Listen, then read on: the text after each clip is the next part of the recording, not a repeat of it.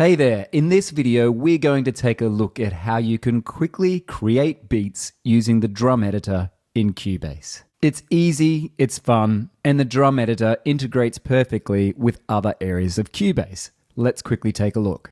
The very first thing you need to do in order to work with the drum editor is get some sounds. I'm going to select an instrument track.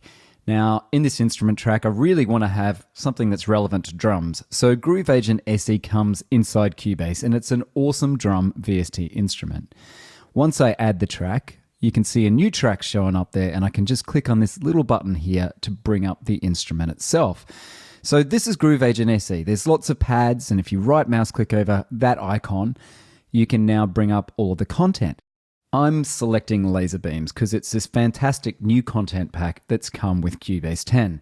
Now you can see the different categories in our media bay up the top, and it's a matter of you selecting a preset that you like. Just double click on them to load them into Groove Agent SE, and then you can preview the different types of instrument hits by clicking on the pads. There's a number of different banks, so make sure you check out all of the different sounds that come included with this preset. You can also go across to patterns. When you click on one of the pattern pads, it will play a pattern. And you can also drag and drop a pattern up into that Groove Agent track and double click on it, and there is the editor down the bottom. But today we're going to create our own from scratch. So I'm getting my pencil and I'm drawing in an event up here in the first bar. And it's going to lock perfectly into the first bar because I've got my snap button on. If I take it off and go back to the arrow, you can see that I can move that end bar anywhere. But I want it to lock in to the first bar. So let's turn it back on again and move it back. Now, this is one of the rules of editing. If you've got the snap button on in any editor, it's going to snap onto the grid, which kind of keeps us locked into time. Now down the bottom in my editor, you can see that I've got a piano scroll over on the left-hand side. And if I wanted to, I could now start drawing in notes. And those notes are obviously locked in to my grid again. This type of editing's more relevant for musical notes. When we're editing drums, we're really editing hits. So I'm going down the bottom and I'm switching over to my drum editor. Straight away, the piano scroll's been replaced by drum names. And if I go over to my drumstick tool, I can now start entering hits on the grid that correspond with these different drum names. The drum names that I have over here in this list may not correspond exactly with the drum hits that we have up in Groove Agent SE. So there's a neat little trick I'm going to show you to make sure that they do. First of all, let's go up and select the track. Over in the inspector on the left-hand side, I'm just going to click on this tab and select Create Drum Map from Instrument. And straight away, that list of drums has changed, and you can see that I've got patterns. I could draw the patterns in, but we want to work with these individual drum hits and create our own patterns.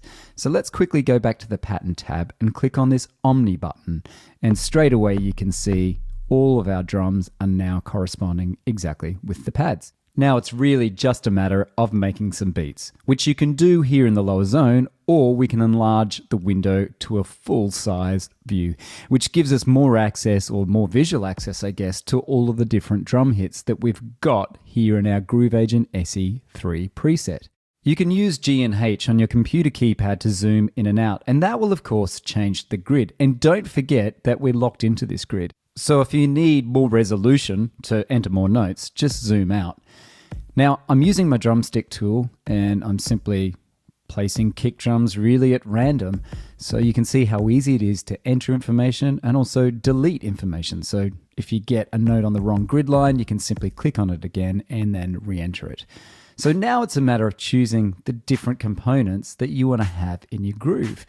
If you're a bit stuck in terms of where things should go, then maybe go and have a look at some of the grooves or the patterns that are included inside of those pattern banks in Groove Agent SE3. I'm going to set up a cycle point here, and I'm going to loop this bar over and over again so that I can actually hear how my loop's sounding as I'm creating it. So to do that, I just set the locators and turn the cycle on in the transport, and now my loop is going to play over and over and over again. That really saves me having to go back and keep hitting stop and then rewind and then playback. While that groove's cycling backwards and forwards, I'm quickly entering notes using the drumstick tool. You can also move notes across different drums just by picking up on the diamond and dragging it up and down. So if you feel like a kick drum might be better suited to another kick drum sound, just pick up on it and move it. You can also do that with the arrow as well. It doesn't need to be with the drumstick tool. Hold down with the drumstick tool and drag to the right to enter multiple notes based on the resolution of the grid. It's a really quick way to be able to do things like hi-hat shuffles, for instance. At the moment, these claps are kind of annoying me, so I either experiment with putting them in different spots or removing them, or maybe I experiment with the velocity. So I'm selecting them all, and now down in the bottom editor, I can actually lower the velocity of all of them by picking up on the handle in the middle. And that's sounding a little bit better to me. Once I'm happy with that first bar or pattern that I've created, I can start to expand on my ideas. Let's say, for instance, I want to put a drum break in. So now I'm going to move over to the next bar.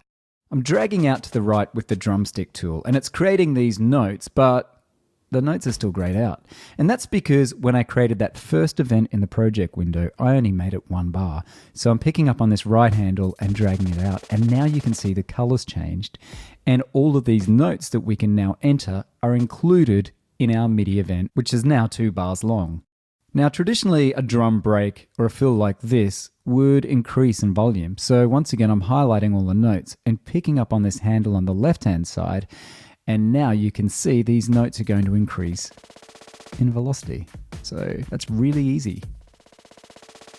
So in a matter of seconds, I've created a drum fill or a drum break. Just to demonstrate even further that concept of zooming in to get a greater resolution, I'm using H on my keypad, and now I'm just entering more notes. Because I've got more lines on my grid, I can enter more notes.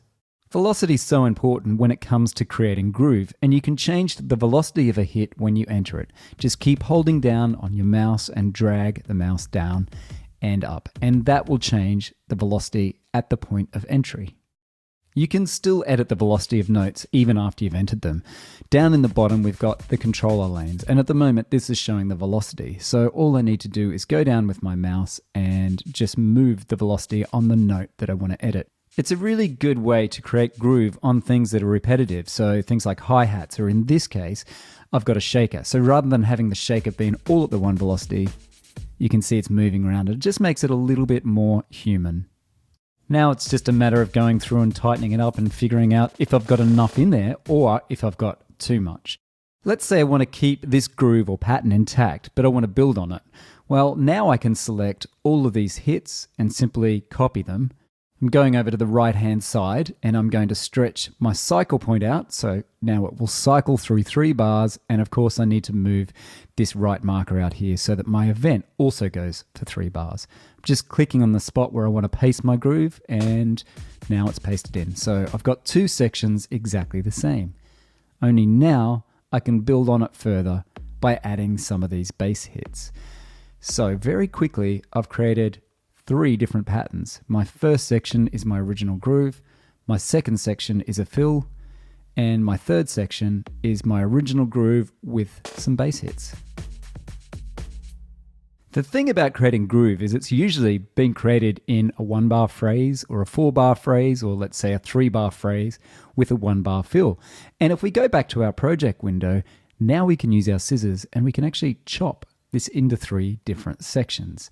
And this is where it gets pretty cool. So I can just copy this first event out, and now I've got 3 bars of groove and 1 bar of fill. And once again, I can do this with this next section, which has the bass notes. And I'm just going to copy and paste that event over. Now it's a matter of just dragging my cycle point out on the right-hand side there, and I've got 8 bars of groove. And that's all done relatively quickly. We could take it a step further by going back to Groove Agent and the pattern tabs there and finding maybe another pattern that actually works. So you can see that you can combine your own patterns with the patterns that are actually in Groove Agent. So let's say I like that one, I can drag it up, and now I've got another 4-bar phrase. Just be careful if you're ever blending patterns from different sources that the velocities all match up. So it's always good to just have a listen and compare between the ones that you have created yourself and maybe the ones you're borrowing from elsewhere. And don't forget, if you have borrowed them from elsewhere, you can always go back and edit them further, even after you've imported them into the actual project itself.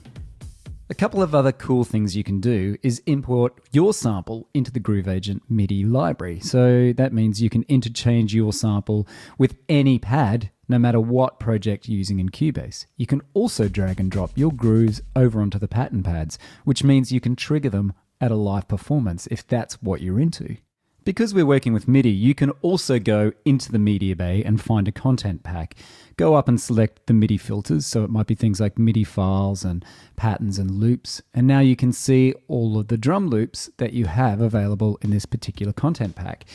When you find one you like, you simply drag and drop it straight over. And that's kind of bypassing the Groove Agent SE interface, but it's also another unique way of doing it. And of course, we can still edit these MIDI files or MIDI notes or drum hits down the bottom in the drum editor. A couple of other very quick tips. You can change the color in terms of how you view the different events down the bottom in the drum editor.